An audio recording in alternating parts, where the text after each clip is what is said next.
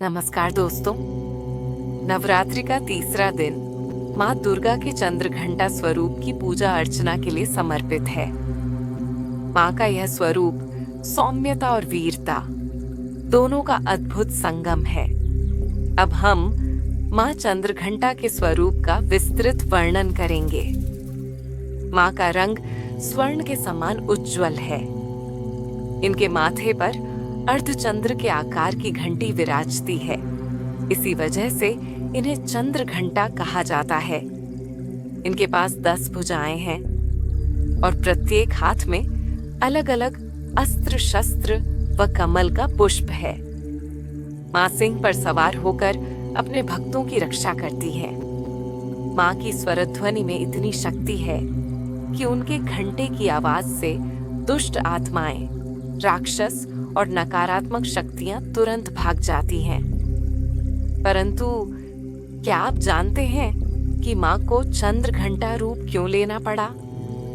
पौराणिक कथाओं के अनुसार माता पार्वती ने जब शिवजी को पति रूप में पाने के लिए घोर तपस्या की, तब शिवजी उनकी भक्ति से प्रसन्न होकर विवाह के लिए राज्य हुए।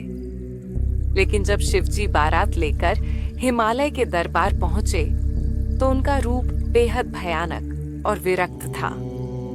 शरीर पर राख, गले में नाग, जटाजूट से ढका स्वरूप और बारातियों में भूत प्रेत, योगी साधु। यह दृश्य देखकर माता पार्वती के परिजन भयभीत हो गए। तब माता ने अपने आप को चंद्रघंटा रूप में प्रकट किया। इस दिव्य और सौम्य रूप से पूरे वातावरण में शांति और तेज छा गया।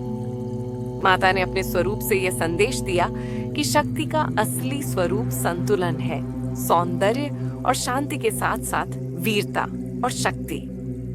इसके बाद भगवान शिव ने भी अपना भयंकर स्वरूप त्याग कर दूल्हे के रूप में दर्शन दिए और विवाह संपन्न हुआ। अब इस रूप के महत्व और साधना के बारे में सुनते हैं।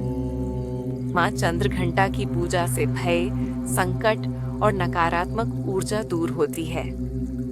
साधक के जीवन में साहस, आत्मविश्वास और शांति आती है। माना जाता है कि इस दिन साधना करने से व्यक्ति को अलौकिक आध्यात्मिक अनुभव प्राप्त होते हैं। माँ का यह स्वरूप बताता है कि जीवन में साहस और शांति दोनों का संतुलन होना आवश्यक है। माँ इस रूप से अपने भक्तों को क्या संदेश देती है, यह भी जान लीजिए।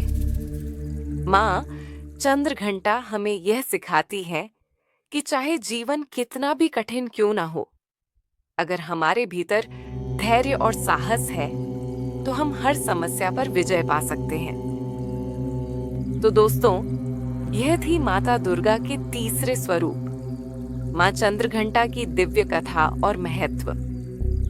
माँ चंद्रघंटा हमें सिखाती है कि जीवन में अगर हम धैर्य और साहस से आगे बढ़ें तो हर बाधा आसानी से दूर हो सकती है।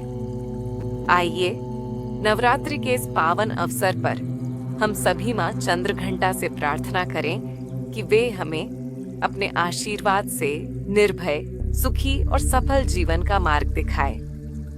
दोस्तों, अगर आपको यह कथा अच्छी लगी हो तो इसे लाइक और शेयर जरूर करें और नवरात्रि के अगले दिन की कथा के लिए चैनल को सब्सक्राइब करना ना भूलें।